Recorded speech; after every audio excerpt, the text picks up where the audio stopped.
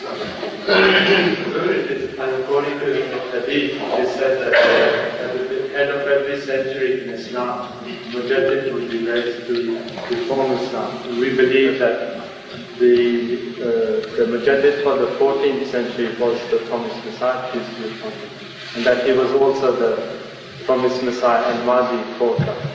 Is it now possible that from among the khulafa of the promised Messiah, that the Mujadid can also appear for the forthcoming centuries of Islam? Yes, I explained that. First of all, let's first clarify the term Mujadid and its relationship to that of Khalifa. There are two different terms used in Islam. The Khalifa, the term Khalifa, is found in the Holy Quran.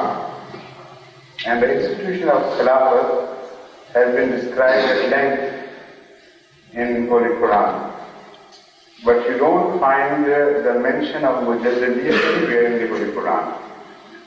From that it may be safely inferred that Hazrat Rasul Kareem sallallahu alayhi wa sallam was in fact discussing the shape of Khilafat in absence of the real Khilafat which was left behind by Hazrat Akram sallallahu alayhi wa sallam himself. When he mentioned Mujaddidiyyah, as I see things, what he meant was that Khilafat will not continue beyond a period which would reach the turn of the century, next century.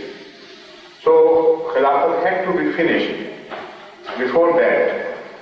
So some sort of substitute of Khilafat had to be there under the general term of Khilafat, of course, but not the one type of Khilafat which was left behind by Hazrat Akram sallallahu alaihi wasallam himself.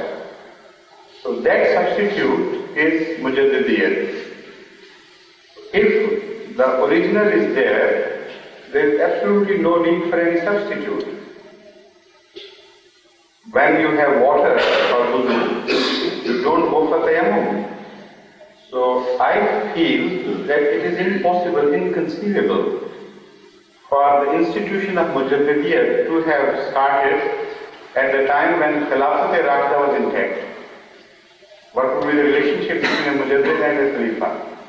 And why to call a Khalifa a Mujaddid additionally? That aspect I will discuss later.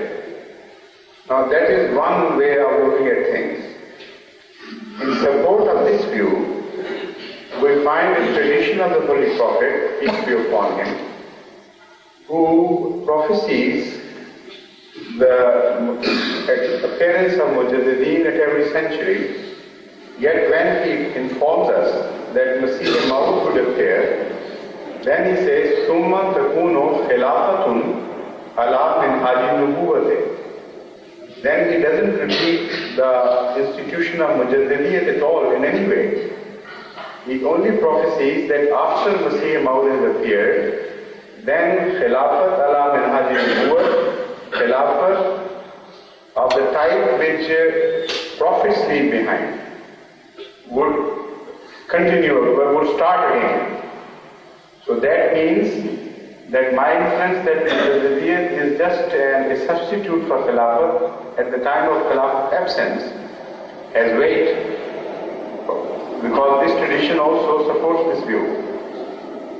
But there is another way of looking at Mujaddidiyyah which has a different meaning altogether, and Hazrat Masih Maud has used that meaning as well. He says the Mujaddid-e-Azam was Hazrat Muhammad Mustafa sallallahu alayhi wa sallam. The greatest of Mujaddideen was Hazrat Akram himself.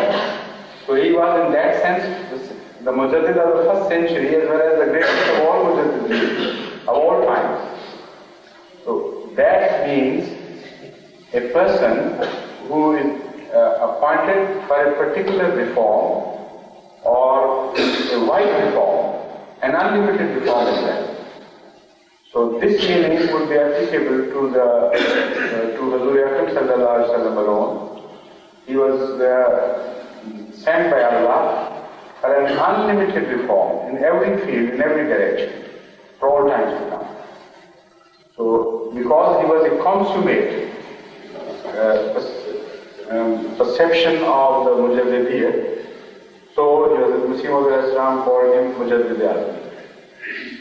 And in this respect, it may happen that at many a time, and during the institution of khilafat, things appear which have to be attended to particularly. Some sort of errors may creep in, errors in views or malpractices and so on.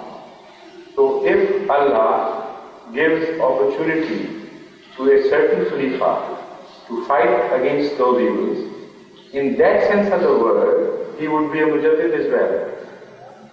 But the institution of khilafat is higher and more permanent and is fundamental. And the institution of mujaddidiyat, as we see, which appears in the absence of khilafat, that is definitely a subordinate phenomenon. Hope you understand this one.